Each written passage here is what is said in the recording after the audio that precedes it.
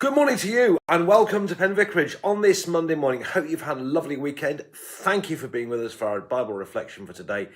And today's chapter is Joshua chapter 10, and it's quite a long chapter, so we'll get straight on with it. So without further ado, Joshua chapter 10, here we go.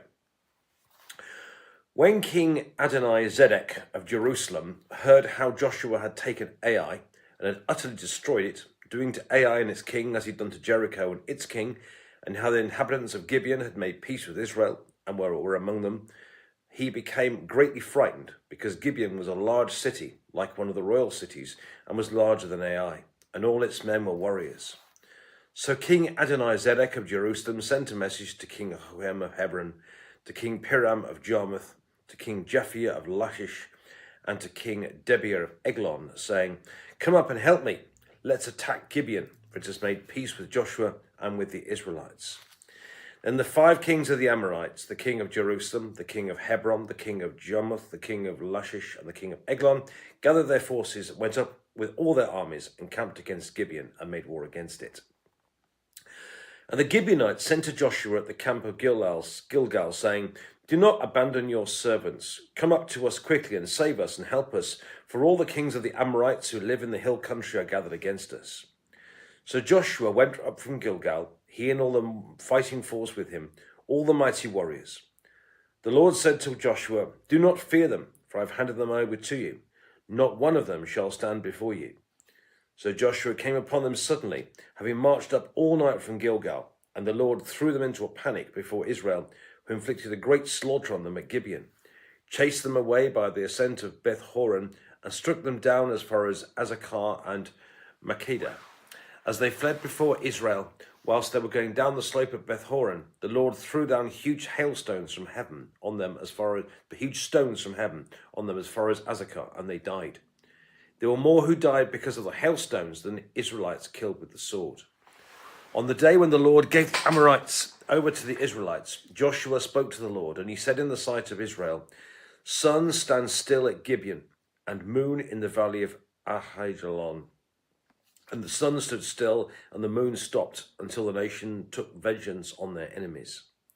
Is this not written in the book of Jasher? The sun stopped in mid-heaven, and did not hurry to set for about a whole day. There has been no day like it before or since, when the Lord heeded a human voice, for the Lord fought for Israel. Then Joshua returned, and all Israel with him, to the camp at Gilgal. Meanwhile, these 5 kings fled and hid themselves in the cave at Makkedah. And it was told Joshua, "The 5 kings have been found, hidden in the cave at Makkedah." Joshua said, "Roll large stones against the mouth of the cave, and set men by it to guard them. But do not stay there yourselves. Pursue your enemies and attack them from the rear. Do not let them attend to their towns, for the Lord your God has given them into your hand." When Joshua and the Israelites finished inflicting a very great slaughter on them until they were wiped out, and when the survivors had entered the 45 towns, all the people returned safe to Joshua in the camp at Makkedah. No one dared to speak against any of the Israelites. Then Joshua said, "Open the mouth of the cave and bring out these 5 kings out to me from the cave." They did so and brought the 5 kings out to them from the cave, the king of Jerusalem, the king of Hebron, the king of Jarmuth, the king of Lachish, and the king of Eglon. And they brought the kings out to Joshua. Joshua summoned all the Israelites and said to the chiefs of the warriors who'd gone out with them, "Come near, put your feet on the necks of these kings." And they came near and put their feet on their necks. And Joshua said to them, "Do not be dismayed, or be strong and courageous, for thus the Lord will do to all the enemies against whom you fight." Afterward Joshua struck them down and put them to death, and he hung them on 5 trees. And they hung on the trees until evening. At sunset Joshua commanded, and they took down from the trees and threw them into the cave, where they'd hidden themselves. There they set large stones against the mouth of the cave, which remain to this very day. Joshua took Makkedah on that day, and struck it and its king with the edge of the sword. He utterly destroyed every person in it, and left no one remaining. And he did to the king of Makkedah as he'd done to the king of Jericho. Then Joshua passed on from Makkedah, and all Israel with him, to Libnah, and fought against Libnah. The Lord gave it also and its king into the hand of Israel, and he struck it with the edge of the sword, and every person in it. He left no one remaining in it, and he did to its king as he'd done to the king of Jericho. Next, Joshua passed on to Libnah, on all Israel with him, to Lachish, and laid siege to it, and assaulted it. And the Lord gave Lachish into the hand of the Israel, and he took it on the second day, and struck it with the edge of the sword, and every person in it, as he done to Libnah. Then King Horam of Gezer came to help Lachish, and Joshua struck him and his people, leaving him no survivors. From Lachish, Joshua passed on with all Israel to Eglon, and they laid siege to it, and assaulted it, and took it that day, and struck it with the edge of the sword, and every person in it. He utterly destroyed that day, as he done to Lachish. Then Joshua went up with all Israel from Eglon to Hebron, and they assaulted it, and took it, and struck it with the edge of the sword, and its king, and its towns, and every person in it. He left no one remaining, just as he'd done to Eglon, and thus he destroyed it with every person in it. Then Joshua, with all Israel, turned back to Debir, and assaulted it, and took it with its king, and all its towns, and they struck them with the edge of the sword, and utterly destroyed every person in it. He left no one remaining, just as he had done to Hebron, as he'd done to Libnah and its king, so he did to Debir and its king. So Joshua defeated the whole land, the hill country and the Negeb and the lowland and the slopes, and all their kings. He left no one remaining, but utterly destroyed all that breathed, as the Lord God of Israel commanded. And Joshua defeated them from Kadesh Barnea to Gaza, and all the country of Goshen as far as Gibeon. Joshua took all his kings and their land at one time, because the Lord God of Israel fought for Israel. Then Joshua returned, and all Israel with him, to the camp at Gilgal. This is the word of the Lord. Thanks be to God. Okay, you might say a fairly successful military campaign there. So let's go back to the beginning, shall we? What has happened so far? Well, the people of Israel have crossed the River Jordan into the Promised Land, having already defeated Og, the king of Bashan, and the other fellow the other side of the River Jordan before they got there. They go there. They go into the Promised Land. They by God's hand, they take Jericho, and they take Ai. And all is going well for them. What happens, though, it puts the wind up, so to speak, up local kings, in particular a guy called King Adonai Zedek of Jerusalem. And all the kings band together to fight against Israel.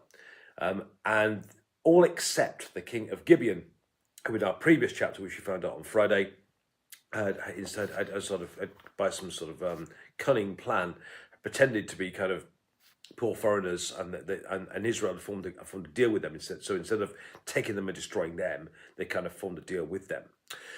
But all of the other kings, they come up and they decide to band together to fight against Israel and to fight against Gibeon, because Gibeon has now come in with Israel, if you see what I mean. Okay, so they come together.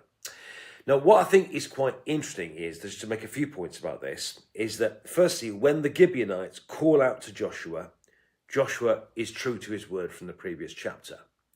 They had promised that they would not destroy Gibeon, but they could have got round that by saying, okay, we're not going to destroy you ourselves, but we're going to let the other kings do it for us, sort of thing. But actually, Joshua is true to the spirit of the agreement as well as the letter of the agreement. And so so Joshua is true to his word.